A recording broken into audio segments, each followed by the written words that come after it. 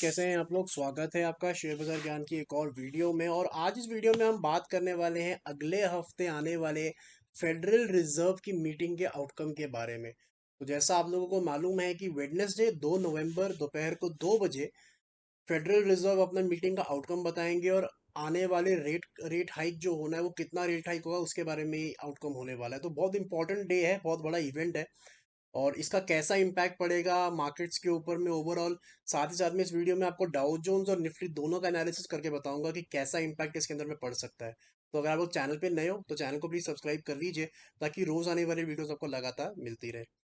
तो बात करेंगे फेडरल रिजर्व की। तो देखिए लास्ट टाइम फेडरल रिजर्व ने जो हाइक किया था वो था 75 बेसिस पॉइंट का इंटरेस्ट रेट के अंदर में। और उस टाइम पे ये माना जा रहा था कि नवंबर में शायद जो अभी 2 तारीख को जो इनकी मीटिंग का आउटकम आना है, जो माना जा रहा था कि 2 तारीख को शायद कम होगा, शायद 50 बेसिस पॉइंट तक का ही हाइक होगा। लेकिन अब एनालिस्ट ये मान रहे हैं बिकॉज अभी तक यूएस के अंदर में बहुत ही माइन्यूट सा फर्क पड़ा है इंटरेस्ट रेट हाइक करने का। तो ये माना जा रहा है कि इनका जो स्टांस है वो अभी भी हॉकिश रहने वाला है, अभी भी एग्रेसिव रहने वाला है। और जो इस बार ये रेट हाइक होगा वो भी 75 बेसिस पॉइंट का होगा।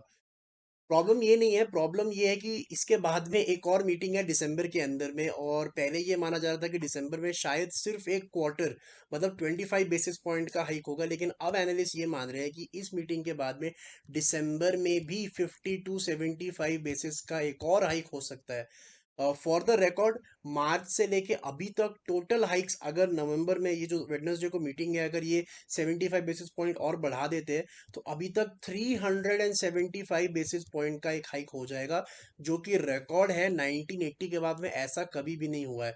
और उसके बाद भी ये माना जा रहा है कि अमेरिका की जो इकोनॉमी है वो रिसेशन में जाएगी। तो ये प्रॉब्लम है हमारे सामने, ये इवेंट है। तो अब इसको कैसे देखा जाए। देखिए, एक बात तो ये है कि जैसे जैसे ये रेट हाइक्स बढ़ा रहे हैं उसके अंदर में दो चीजें हो रही है। पहली बात तो इन्फ्लेशन कंट्रोल करने की कोशिश कर रहे हैं। दूसरी चीज ये है कि जितने ये एग्रेसिव रेट हाइक्स करती जाएगी फेडरल रिजर्व, उसका मतलब ये है कि रेट जब स्लैश करेंगे, जब कम करेंगे, तो वो भी जल्दी करेंगे, वो भी बहुत देर तक नहीं होगा कि लंबे समय तक ये रेट रहेंगे। अगर हम इनके एनालिसिस की बात माने तो इनका मानना ये है कि इस साल के एंड तक 4.4% तक ये चाहते हैं कि इंटरेस्ट रेट का टारगेट उन्होंने रखा हुआ है वहां तक ले जाए। उसके बाद में अगले साल इनका टारगेट है 4.6% तक, मतलब पूरे साल में इनका जो टारगेट है वो है 200 पॉइंट्स का, 200 बेसिस पॉइंट का। उसको अगर आप कंपेयर करोगे इस साल, तो अगर नवंबर में 75 बेसिस पॉइंट होता है तो 375 बेसिस, और अगर दिसंबर में 50 बेसिस पॉइंट और ऐड हो जाता है तो 425 बेसिस पॉइंट ये लोग ऑलरेडी इस साल कर देंगे। तो इसका सीधा सीधा मतलब होता है कि अगले साल डायरेक्टली आधा होगा रेट हाइक जो अभी हो रहा है। सो बेसिकली ये दो एक वर्स सिचुएशन है। लेकिन अच्छी बात ये है कि the worst would finally be over. और यही चीज हमारे को देखने को मिल रही है अमेरिकन मार्केट्स के अंदर में। अगर आप अमेरिकन मार्केट्स का पिछले 3-4 दिन का सिचुएशन देखोगे, ये डाउ जोन्स का वीकली चार्ट है। तो पिछले अगर आप 4 दिन का मूवमेंट देखोगे, 4 हफ्तों का मूवमेंट आप देखोगे, तो लगभग 4000 पॉइंट का रिकवरी मार्केट्स ऑलरेडी दे चुकी है डाउ जोन्स के अंदर में। 28,000 का लो लगाने के बाद में 32,000 रुपए का जो है हाई मार्केट्स ने वहां पे लगाया है। सो मार्केट्स ऑलरेडी ये एंटीसिपेट कर रही है और अमेरिकन मार्केट्स को ये पहले से ही पता है कि एक रेट हाइक होने वाला है। तो गोल्डन क्वेश्चन ये आता है कि क्या हमारे मार्केट्स भी वैसे ही बढ़ेंगे। तो इसका जवाब मैं आपको देना चाहता हूँ कि मुझे नहीं लगता कि ऐसे बढ़ेंगे। रीजन क्या है उसका, सिंपल कंपैरिजन मैं आपको करके दिखाऊंगा कि जब यूएस मार्केट्स गिर रहे थे, अगर आप एक सिंपल कंपैरिजन करोगे, यूएस मार्केट इस साल गिर रहे हैं, जनवरी से ही गिर रहे हैं। 37,000 से यूएस मार्केट से नीचे की तरफ 28,000 रुपए का लो लगाया है। ऑलमोस्ट 9,000 पॉइंट का करेक्शन ऊपर से इन्होंने दिया है, 30% मार्केट्स गिरी है। अगर हम अपने मार्केट्स को देख लें तो जनवरी के अंदर में हम थे exactly at the level of 18,000, और अभी हैं हम 17,700 के ऊपर में। तो और हमारा जो लो है, अगर आप लो भी पकड़ोगे तो 16,800 का लो लगाया है हमारी मार्केट ने। 18,000 से 16,800 10% भी नहीं होता है। हमारे मार्केट जो है मुश्किल से 5 या 6% करेक्ट हुए हैं, जहाँ की यूएस के मार्केट्स 30% तक करेक्ट हो चुके हैं। तो 30% एक जगह, 5% एक जगह। इसका मतलब क्या है, इसका मतलब ये है कि गिरने के समय में हम यूएस के साथ में नहीं गिरे हैं।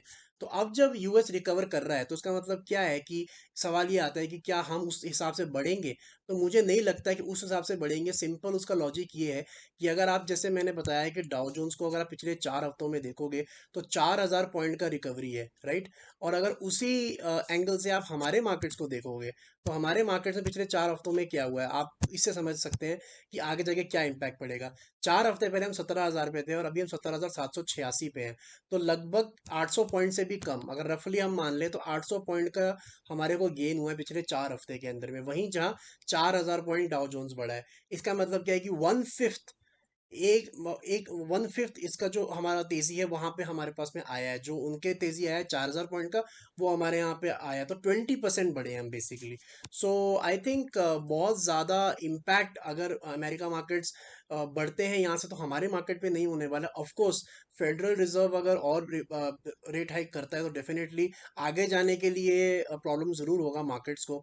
और अगर मैं अपने मार्केट्स का, निफ्टी का बात करें तो निफ्टी के अंदर मुझे बहुत अपसाइड यहाँ से लगती नहीं है। मुझे लगता है कि मार्केट्स मोर और लेस 18,000 18,500 के ऊपर नहीं जाएगा। अभी भी मुझे 17,800 टूटते हुए लगता नहीं है, क्योंकि बहुत ज़्यादा कंजेशन यहाँ पे देखने को मिल रही है। लेकिन अगर हम पिछले एक साल का पूरा डेटा देखोगे तो आप लगभग पाँच टॉप बना चुके हो। 18,600, 18,300, 18,000, देन यहाँ पे दोबारा 18,000, फिर 18,100। तो बहुत अलग अलग ऑलरेडी हाइज बन चुके हैं और market is actually going nowhere. तो ज़्यादा अपसाइड मुझे लगता नहीं है। बाकी 2 तारीख will be a very big day, तो देखना पड़ेगा कि कैसा होता है। विक्स भी ड्रॉप कर रहा है ahead of the federal meet. तो काफ़ी इंटरेस्टिंग, आई थिंक काफ़ी सारी बुरी खबरें ऑलरेडी फैक्टर्ड इन है मार्केट्स के अंदर में। तो इंटरेस्टिंग होगा कैसा काम होता है on the day of the meet. तो दोस्तों ये था पूरा का पूरा एनालिसिस, आई होप आपको समझ में आ गया। कोई सवाल है आपका तो आप कमेंट सेक्शन में डाल सकते हैं। मैं मिलूंगा आपसे अपनी अगली वीडियो में। तब तक आप अपना ख्याल रखें and all the best guys.